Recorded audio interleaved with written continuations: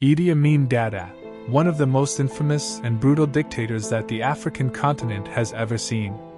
He ruled Uganda from 1971 to 1979. Amin was born in Uganda's West Nile province. A Muslim, he grew up speaking Kiswahili and Sudanese Arabic. In 1946, Uganda was still a British colony.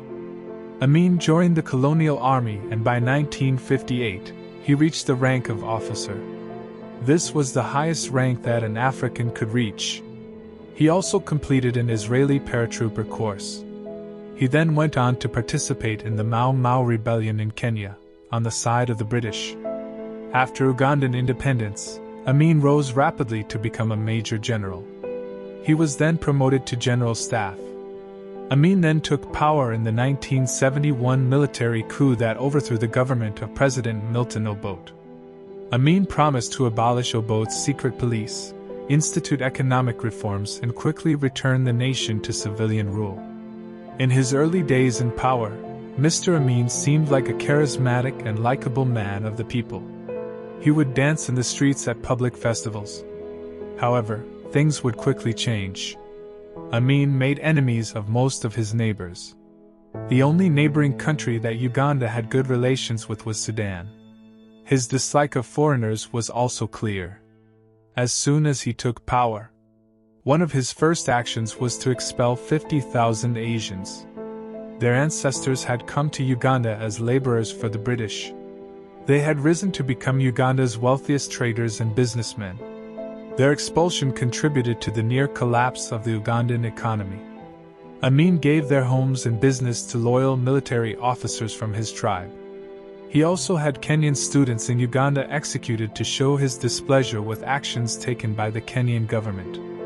However, the people that suffered the most during his rule were the Ugandans themselves.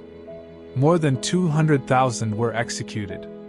Stories about atrocities appeared. Some of the first involved officers who had not supported Amin's coup. Squads of executioners arrived at bases across the country, slaughtering untold numbers of officers and soldiers. Most victims were shot, but prominent ones were beheaded. As Mr. Amin's rule wore on, he became increasingly irrational. He added Field Marshal, President for life, Conqueror of the British Empire, and King of Scotland to his official titles. He fought coup attempts, both real and imagined, with mass executions of groups and people he came to mistrust. Mr. Amin's allied himself to Libyan dictator Muammar Gaddafi. He pledged that he would turn Uganda, where about 16% of the population was Muslim, into a Muslim state. Libyan money and arms began to pour in. Mr. Amin became an enemy of Israel and announced plans to build a statue in Hitler's honor in the capital, Kampala.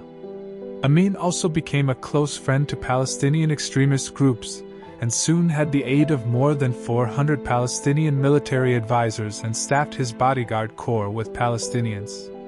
Things began to go from bad to worse for Mr. Amin. The price of coffee, the country's leading cash crop, plummeted. Armed rebellion swept the Uganda's southwest, and coup attempts multiplied. Even the Libyans began to turn their backs on him, dramatically cutting aid. They started questioning the success of his efforts to transform Uganda into a Muslim nation. In 1978, relations with neighboring Tanzania got so bad that Amin decided to invade the country. Ugandan troops moved into Kagera province. 3,000 Ugandan infantry and the Ugandan Air Force devastated the region, executing civilians and destroying all property and animals. The Tanzanian army, along with Ugandan exiles, launched a counterattack. They were successful and quickly routed the Ugandan troops. They moved into the capital Kampala and finally brought an end to the Amin regime in 1979. Mr. Amin, his 4 wives, several of his 30 mistresses, and about 20 of his children fled to Libya, where Mr. Amin, who was a Muslim, was offered sanctuary. However, he was later asked to leave after a violent dispute between his bodyguards and Libyan authorities. He then lived for a time in Iraq before settling in Saudi Arabia, where he was given asylum in the name of Islamic Brotherhood.